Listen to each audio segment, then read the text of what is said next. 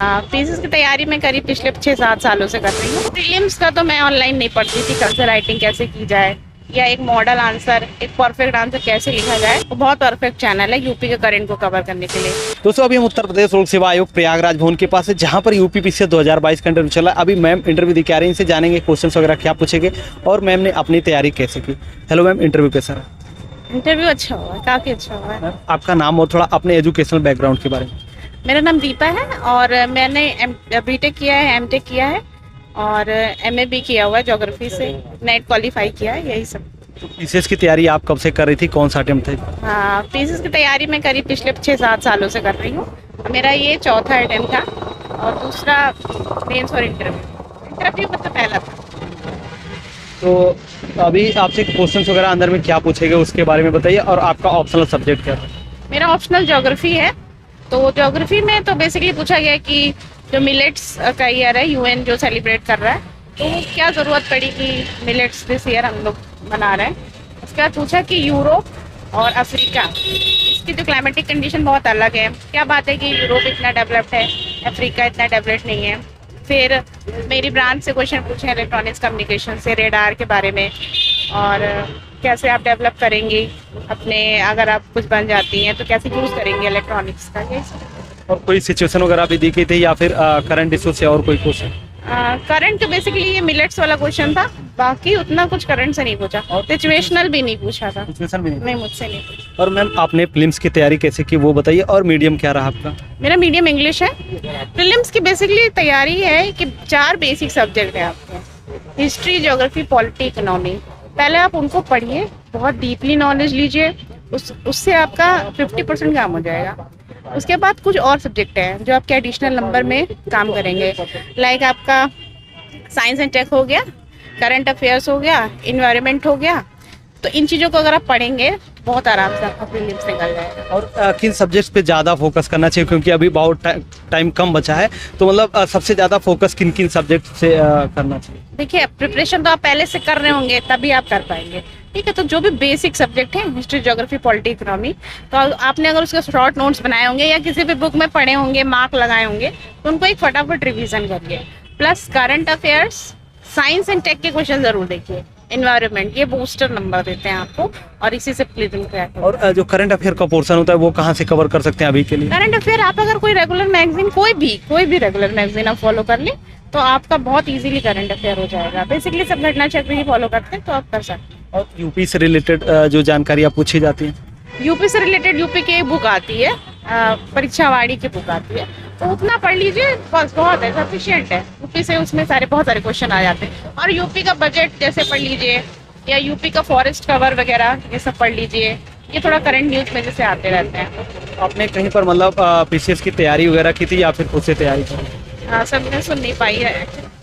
आपने मतलब पीसीएस के लिए कहीं पर कोचिंग वगैरह ज्वाइन की थी या फिर खुद से तैयारी कर रही थी? कोचिंग मैंने बहुत पहले ही की हुई थी, उसके बाद मैं उतना ज़्यादा कोचिंग कंटिन्यू नहीं कर पाई, उसके बाद मैंने सेल्फ स्टडी। और ऑनलाइन सोर्सेज का आपने किस तरीके से यूज किया, मतलब यूट्यूब पे या फिर गूगल का किस तरीके से आपने यूज किया? अगर प्रीलिम्स का तो मैं ऑनलाइन नहीं पढ़ती थी कभी, बट मेंस में जो आंसर राइटिंग है, मैं अक्सर वीडियोस वगैरह उसको देखते रहती थी कि आंसर राइटिंग कैसे की जाए या एक मॉडल आंसर, एक परफेक्ट आंसर कैसे लिखा जाए।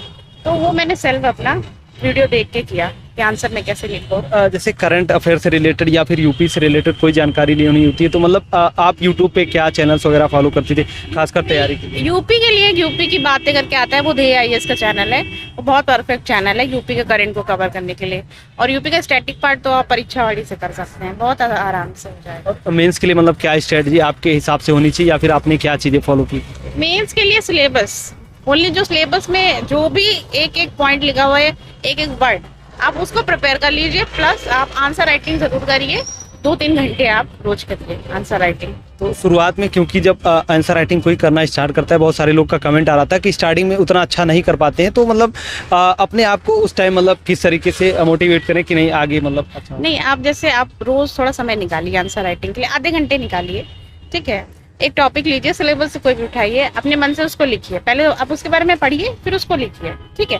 पहले दिन लिखेंगे, दूसरे दिन तो उतना ज़्यादा परफेक्ट नहीं होता है, धीरे धीरे करके आपके अंदर ये स्किल डेवलप हो जाएगी। 1-2 महीने में आराम से स्किल डेवलप हो जाएगी, आप अच्छा आंसर लिखने लगेंगे। और अच्छा आंसर, जैसे कि आपने बहुत सारे वीडियोस देखे, तो आपके हिसाब से क्या सुझाव आपका रहेगा कि अच्छा आंसर लिखने के लिए मतलब अपने आंसर में क्या क्या चीज़ें इंक्लूड करनी चाहिए?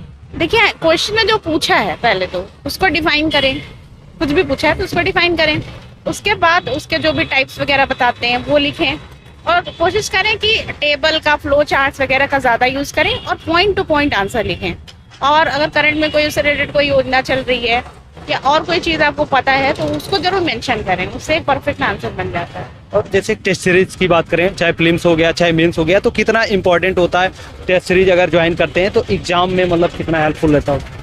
टेस्ट सीरीज तो मैंने नहीं कभी ज्वाइन की, लेकिन मैं ये कहूँगी कि जो प्रीलिम्स अगर आपको करना है तो लास्ट ईयर्स के पेपर आप लगाइए। लास्ट 10 ईयर के पेपर आप पूरे लगा लीजिए, उससे हो जाएगा। और मेंस की बात है, उसमें भी मैंने टेस्ट सीरीज वगैरह कुछ ज्वाइन नहीं की थी। सेल्फ प्रैक्टिस करिए, पढ़िए, देखिए कि मॉडल आंसर कैसे लिखा जाता है। अपना जो भी सिलेबस का पार्ट है उसको प्रिपेयर करिए, प्लस करंट अफेयर्स उसको रिलेट करिए, और फ्लो चार्ट वगैरह का यूज़ करके आंसर आप अच्छा लिखने लगेंगे धीरे धीरे। इसके पहले मैम आपका कहीं पर सिलेक्शन हुआ या फिर तैयारी ही करें? नहीं, अभी तैयारी जल्दी सिलेक्शन नहीं हुआ है क्या। तो मैम जैसे कि कई बार क्या होता है कि हम लोग पढ़ाई करते हैं और डिमोटिवेट हो जाते हैं, नहीं मतलब कई बार फेलियर का सामना करना पड़ता है, तो अपने आप को उस टाइम पे कैसे मोटिवेट रखें और अपने आप को आपने कैसे मोटिवेट? फेलियर तो लगा रहता है। अब अगर आप सिविल सर्विसेज की तैयारी कर रहे हैं तो आपके अंदर सबसे पहले तो पेशेंस होना चाहिए। पेशेंस, और उसके बाद आप किस लिए बनना चाहते हैं, यानी मोटिवेशन आपके अंदर से होना चाहिए कि आपकी क्या सिचुएशन रही और आप किस पद पे जाना चाहते हैं, आपको लाइफ कैसी पसंद है।